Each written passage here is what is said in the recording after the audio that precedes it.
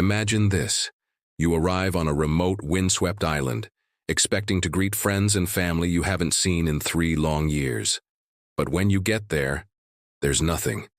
The entire settlement, over 100 men, women, and children, has vanished without a trace. This isn't the start of a horror movie. This is the real unsolved mystery of the Lost Colony of Roanoke. Let's rewind to 1587. England, ambitious and eager to claim a piece of the New World, sends a group of 117 colonists under the leadership of Governor John White. Their destination? The Chesapeake Bay. But due to a dispute with the ship's captain, they're unceremoniously dropped off on Roanoke Island, a site of a previous failed military expedition. Not the best start, right? Despite the setback, they try to make the best of it. They repair the old fort. They attempt to build relationships with the local Native American tribes, like the CROATOAN, though tensions from the previous English visit linger. In the midst of this challenging new life, a symbol of hope appears. Governor White's daughter, Eleanor Dare, gives birth to a baby girl, Virginia Dare. She is the very first English child born in the Americas. It felt like a sign that this new beginning was blessed. But their supplies were dwindling fast. The colony was on the brink of starvation, and they knew they wouldn't survive the harsh winter without help. Reluctantly, Governor White agreed to sail back to England to gather more provisions and reinforcements. He promised to return as quickly as possible. As he left, he kissed his daughter and granddaughter goodbye, never imagining it would be the last time he would ever see them. He expected to be back within a few months, but fate had other plans. When White arrived in England, he found the country in chaos.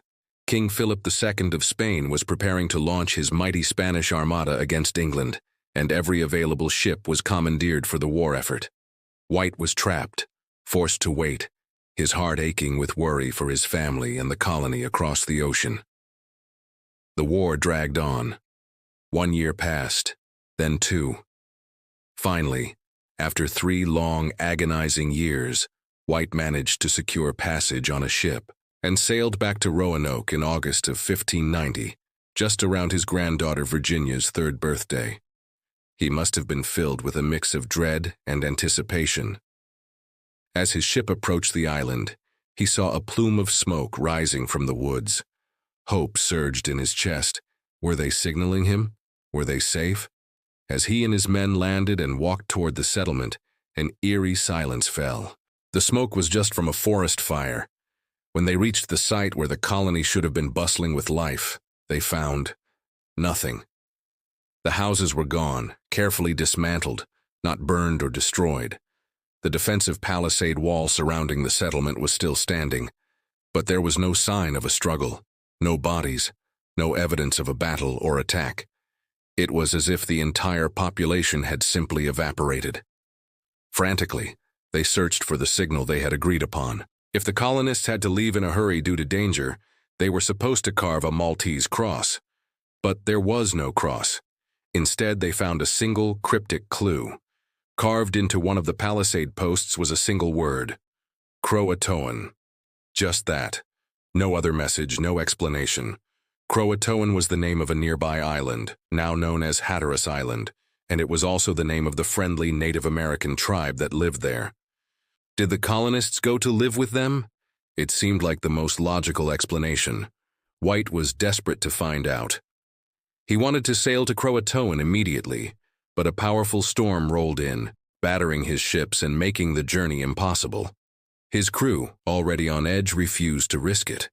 With a heavy heart and dwindling supplies, White was forced to turn back to England.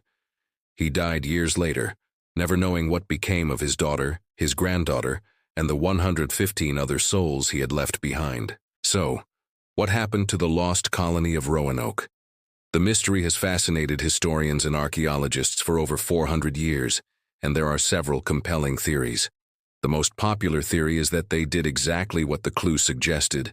They moved to CROATOAN Island. They may have assimilated into the local tribe, intermarrying and adopting their way of life. There's some tantalizing evidence for this.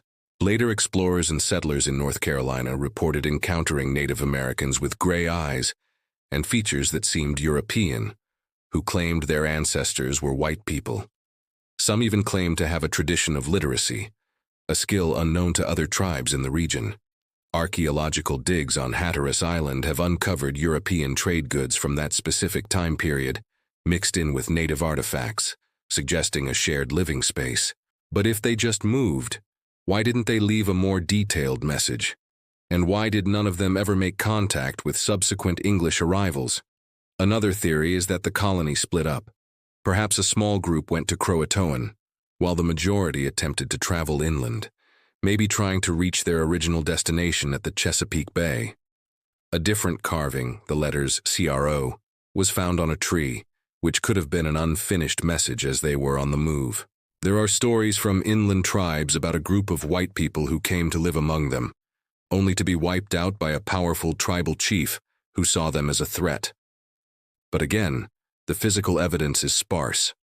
A darker theory suggests they were attacked and wiped out, either by a hostile tribe or even the Spanish, who had a nearby outpost in Florida and saw the English as encroachers. However, this doesn't fit with the evidence at the site. Remember, the houses were dismantled, not destroyed. There were no signs of a battle. This points to an organized, unhurried departure, not a panicked flight from an enemy. And then there are the more fringe theories. Some speculate they tried to sail back to England on their own and were lost at sea. Others propose a devastating disease swept through the colony. Neither of these explains the CROATOAN carving. It's a mystery wrapped in an enigma, a historical puzzle with a crucial piece missing.